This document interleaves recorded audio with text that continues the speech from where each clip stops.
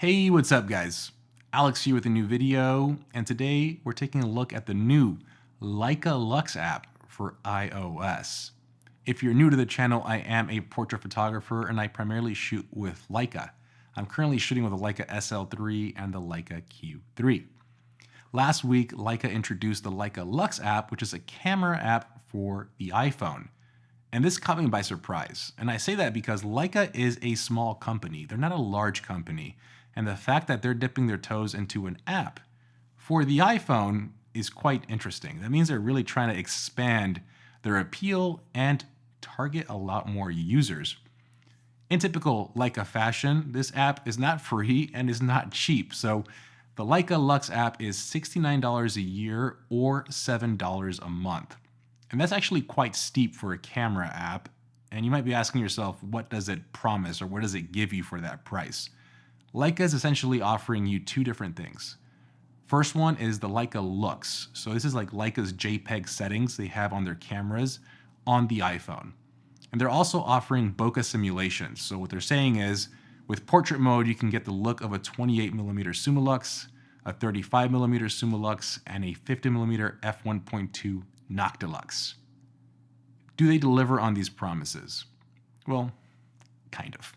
So the portrait mode stuff, I've never really been a fan of portrait mode. I think it's a little gimmicky. We'll get to that in a second. I want to cover the Leica Lux first.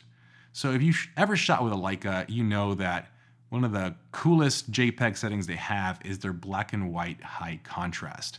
I don't know what it is about their black and white high contrast look. It just hits right. And with all my Leica cameras, I usually shoot RAW plus JPEG, and my JPEGs are always in black and white high contrast mode. You now have that option on the iPhone, and it looks 90% the same. So obviously, minus the crazy quality of a Leica camera, you get the iPhone quality, but you get that black and white high contrast look. And that's pretty cool. So having that essentially preset available on your iPhone, I think is really cool. Now that's not worth, that alone isn't worth the $70 a year, but I like that that's an option.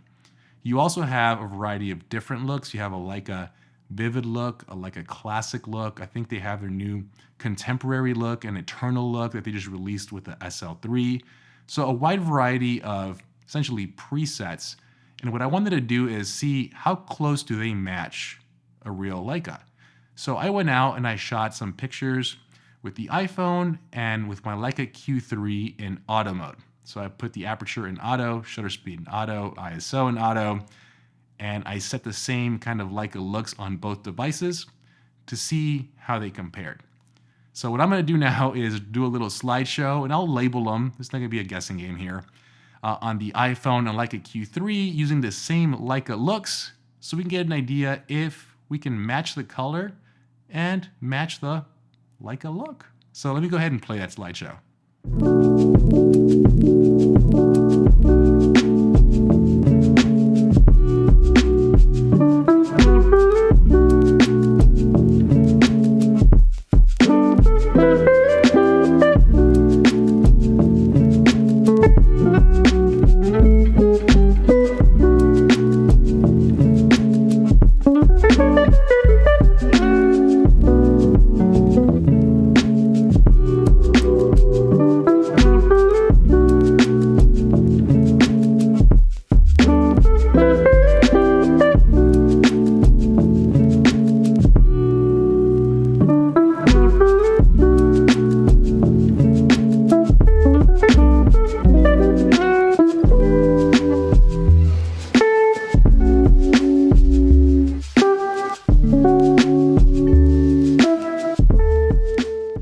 So there you have it. What did you think?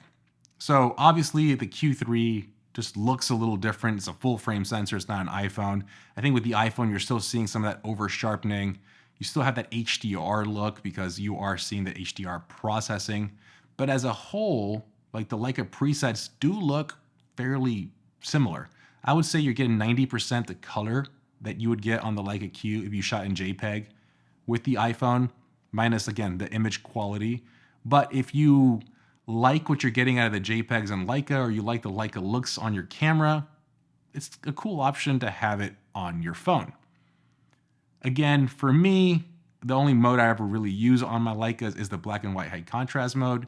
And as much as I like it, that alone isn't worth the $70 or $7 a month. What about the portrait mode? And again, I'll start off by saying this. I never use portrait mode in the iPhone. I think it's very gimmicky. I don't like it. So I had no expectations for this, and I was surprised. I was surprised because the Leica Lux app performs worse than the free portrait mode you get on your iPhone. So I'm actually going to show you some images here. And I will say this, Leica does say they're trying to emulate the look of their lenses. I wouldn't say it looks like a Noctilux, for example, here in this photo I'm showing you, but you can clearly see that the background blur is different than the stock iPhone app. They are playing with the highlights, they are adding some vignetting from the looks of it. Overall, it's a different look, but that's not where I have my problem. My problem is in the cutout. So when you look at the iPhone portrait mode, it actually does a decent job at cutting out the subject and isolating the background blur. When you look at the Leica Lux app, it struggles hard with edges. Like, it is bad. And it's surprising because it's the same hardware, it's the same API, but yet it's performing like the first generation portrait mode. Like, the edges are terrible, they're jagged. It's weird because, again, the free camera app with the iPhone is giving you better bokeh separation or cutout than this paid Leica Lux app. And to me, that was very disappointing. I do like the fact that they are playing with the bokeh and they are trying to emulate lenses, but with this type of cutout and this type of performance, it's unusable. It's terrible. And I'm showing you the final image. Actually, when you shoot it with the app, the preview is even worse. It's not a fun, enjoyable experience to use the app in portrait mode. I also shot a picture with the Leica SL3 and the Sigma 51.2 to compare the bokeh with a simulated Noctilux 1.2, and I'll show you these pictures right now. The background blur does look good. It looks very similar to what the real thing is, but again, what gives it away is just the cutout. You can see the jagged edges here in the background, and this kind of like, this is a statue here in the Alamo, so I think he's holding a rifle.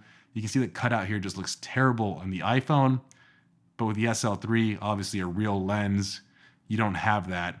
And that's where, again, this app is quite disappointing. So to sum it up, is this app worth the $70 a year or $7 a month?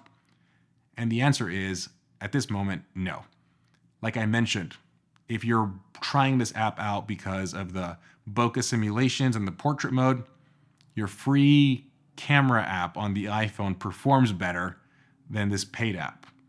And if you want the Leica looks, like the black and white high contrast or the Leica Eternal look, the Leica Vivid look, those are really cool presets and color profiles, but you can get something similar if you were to use the Visco app, which I think is significantly cheaper. I don't know how much that one costs. I want to say maybe $20 a year, or any other editing app, or your own presets in Lightroom to emulate that look. So as much of a fanboy that I am, because I love the brand, I love Leica, I shoot their cameras, I love what the brand stands for, I really can't recommend this app.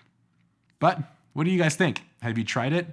If you are an iOS user, you can sign up for a 2-week free trial so you can test out all the features and you can come up with your own conclusion. If you have tried it, let me know down in the comments below what you think. And as always, hopefully you enjoyed this video, and I will see you on the next one. Have a good one, guys. Peace.